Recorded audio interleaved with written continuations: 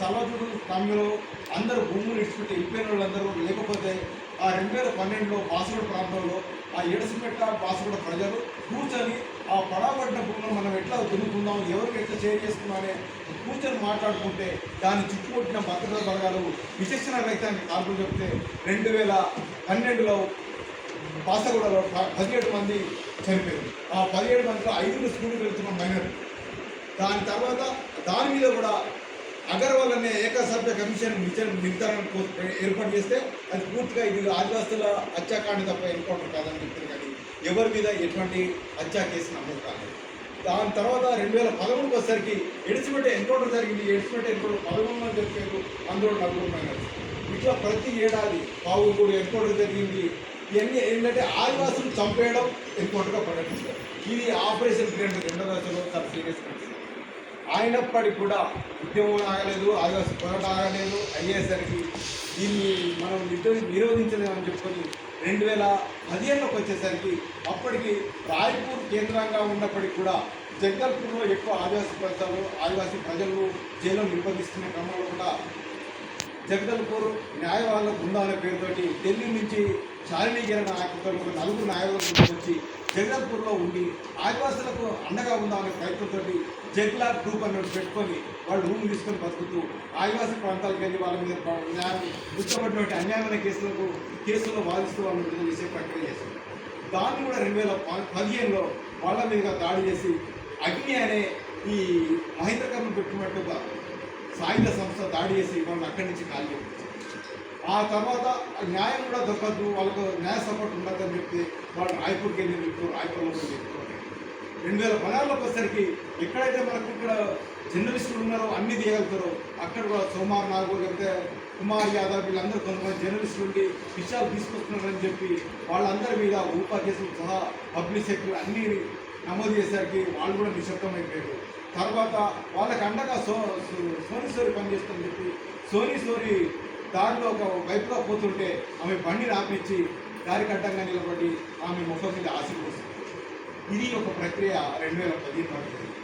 2016కి వచ్చేసరికి విషన్ 16 పేరుతో మొత్తంగా ఎవరైతే జర్నలిస్టులు కానీ లేకపోతే కొంచెం డెమోక్రసీ ఉన్నారో వాళ్ళ ఇళ్ళ మీద దాడి చేసారు, వాళ్ళ కార్లు అత్తలు వరగొట్టారు. అందులో మాలినీసుకోవడం జర్నలిస్ట్ ఉంది. ఇట్లా అక్కడ ఒక భయానక ఎవ్వరు కూడా బయట ఉన్న వాళ్ళు మాట్లాడుతుంది, లోపల ఉన్న వాళ్ళు మాట్లాడుతుంది. ఇది ఒక నిశ్శబ్దాన్ని కొనసాగిస్తూ వస్తున్న పరిస్థితి మనకు ఛత్తీస్గఢ్లో కొనసాగుతుంది. తర్వాత 2017కి వచ్చేసరికి ఇదంతా ఈ క్రమం నడుస్తుంది. కానీ ఏదైతే సమాజంలో ఆదివాసీ పోరాటాలు ఆగలేదు, గ్రీన్లాండ్ మొదటి దశ 2వ దశలో ఆదివాసీ పోరాటాలు ఆగలేదు. లాస్ట్ 2017 వచ్చేసరికి సమాధానం అని చెప్పి పూర్తి సాంకేతికతను, డ్రోన్లను, హెలికాప్టర్లను వీటన్నిటిని పెట్టుకొని రాజ్నాథ్ సింగ్ 2017లో ఆపరేషన్ సమాధానం పేరుతో మళ్ళీ ఒక యుద్ధం స్టార్ట్ చేశారు.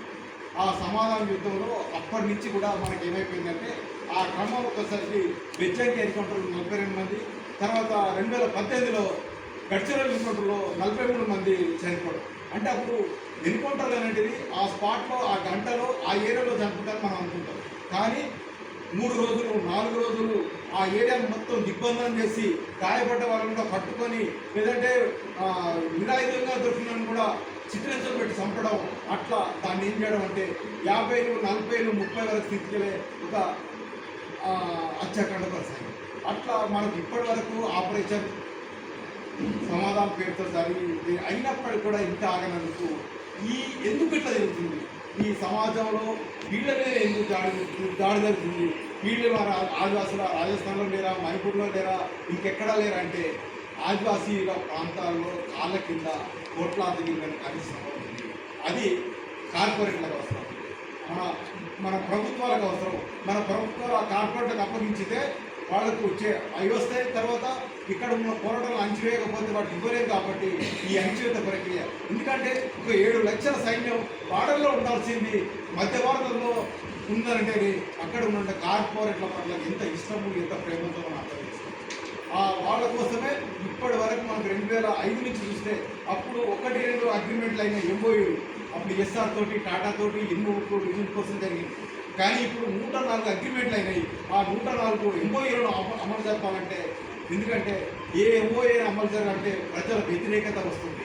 ఆ ఆ ప్రజల వ్యతిరేకత రావద్దని చెప్పి సీరియస్గా 2017 నుంచి ఆపరేషన్ సమాధానం అంటూ వస్తుంది. ఆ సమాధానే కాదు, మనకు ఏదైతే 20లో వచ్చిన కోవిడ్ కూడా మనకు ఇబ్బంది పెడుతుంది. ఆ కోవిడ్ సమయంలో కూడా మొత్తంగా రాత్రిగా ఆదివాసీ ప్రాంతాలు పేసా చట్టం అమల్లో ఉంటుంది, క్రమోత్సవ తీర్మానం అమల్లో ఉంటుంది. కానీ వాటిని ఏం కథ చేయకుండా ఇలా రాత్రికి వస్తాడు, చుట్టూ బాంబింగ్ వేస్తాడు, కాల్పులు చెప్తాడు, జనాలందరూ వెళ్ళిపోగానే ఫెన్సింగ్ వేసేసుకొని క్యాంప్ డిక్లేర్ చేస్తాడు. ఆ క్యాంప్ డిక్లేర్ ఇంతవరకు జరిగినాయి. కానీ 20 సిలిండర్ క్యాంప్ వచ్చేసరికి ఒక అద్భుతమైన మార్పు ఏంటంటే చాలా కాలం పాటు పోరాటం. ఆ సిలింగర్ క్యాంప్ వ్యతిరేకంగా 1500, 2000 మంది ఎప్పటికీ సర్ది కట్టుకుపోయి కూర్చొని అక్కడే ఉండి వర్షంలో ఎండలో కూర్చొని పోరాటం చేస్తుంటే మొదటి స్టార్ట్ అయితే 10వ తారీఖు కల్లా ఒక 4 కాల్చంపి, అందులో 3 కాల్చంపులు, అందులో ఒక ఆమె గర్భిణి. ఆ 3 కాల్చంపిన తర్వాత దాన్ని ఎన్కౌంటర్గా ప్రకటిస్తే ప్రజలందరూ వల్ల గొడవ చేస్తే ప్రభుత్వ అధికారులు వచ్చి ఏదో ఒకటి సెటిల్మెంట్ చేసుకున్నామండి, 10,000 రూపాయలు ఇస్తామంటే లేదు మా ₹1,00,00,000 అని చెప్పి మాట్లాడితే అది ఇంతవరకు అది తేలలేదు. ఎందుకంటే 2022లో మేము సుక్మా ఎస్పీ దగ్గరికి నేను బేలబాట్య మా సీడీఆర్ మిత్రులుగా ఉండి ఇంతవరకు ఆ సిలింగర్ దగ్గర జరిగినటువంటి దాడి మీద ఎఫ్ఐఆర్ నమోదైందా, దానికి నష్టపరిహారం అందా అని చెప్పని అడిగితే ఇంతవరకు ఎఫ్ఐఆర్ నమోదు కాలేదు. కాకపోతే ఏంటంటే ప్రజలేమో కోర్టు మీద డిమాండ్ ఉన్నారు, వాళ్ళు 10,000 ఇస్తామన్నారు, ఇంతవరకు అది సెటిల్ కాలేదు. ఇది బేలబాట్యతో వాళ్ళతో మాట్లాడింది, దాని గురించి మనకు ఈ స్థితిలో ఆ సిలింగర్ క్యాంపుకు వ్యతిరేకంగా అట్లా జరుగుతున్న అంటే ఇప్పటి వరకు మనకు తెలిసింది ఏంటంటే అప్పుడు వరకు ఉన్నటువంటి ఒక 20-30 క్యాంపులు ఉన్నాయి. కానీ ఇప్పుడు కనీసం ఒక 600 క్యాంపులు ఉన్నాయి. ఈ 600 క్యాంపులలో కనీసం 7 లక్షల పారామిలిటరీ బలగాలు ఇవన్నీ పనిచేస్తున్నాయి. దాంట్లో ప్రధానంగా ఈ బస్తర్ బెటాలియన్ ఒకటి, డిఆర్జీ బలగాలు, సిఆర్పిఎఫ్ బలగాలు మొత్తంగా ఆదివాసీ జనజీవనాన్ని చాలా ఇబ్బంది చేస్తుంది.